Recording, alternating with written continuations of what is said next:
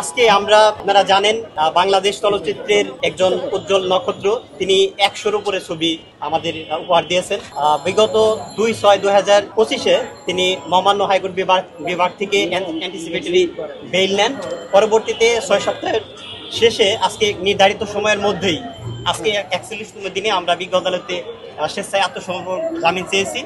আদালত সেখানে আমাদের উভয় পক্ষের বক্তব্য শুনেছেন, প্রসিকিউশনও সেখানে উপস্থিত ছিলেন, তারা তাদের পক্ষে কথা বলেছেন। আমরা আমাদের আসামির পক্ষে আমাদের যে ডিফেন্সগুলো রয়েছে সেগুলো নিয়ে আমরা কথা বলেছি।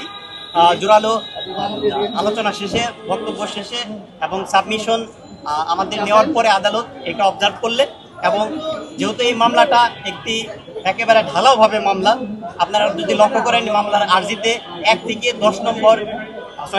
9 নম্বর এজাহারকারী বা আসামি যারা রয়েছেন তাদের নির্দেশে মূলত 10 থেকে 283 নম্বর আসামি যারা আছেন তারা বাদীকে আহত করেন। কিন্তু মজার বিষয় একটা জিনিস লক্ষ্য করবেন, বাদী কিন্তু নিজেই স্বীকার করেছেন এই আমার আসামি সহ আরো 12 জন এই ঘটনাস্থলে উপস্থিত ছিলেন না এবং আমার উপস্থিত ছিলেন না, বাদী পক্ষে রাষ্ট্র ছিলেন, প্রসিকিউশন উপস্থিত ছিলেন। তো সেই ক্ষেত্রে আদালত আমাদের কথা শুনেছেন এবং রাষ্ট্রপক্ষের কথাও শুনেছেন এবং আদালত 10,000 টাকা বন্ডে পুলিশ রিপোর্ট পর্যন্ত আমাদের জামিন মঞ্জুর করেছে।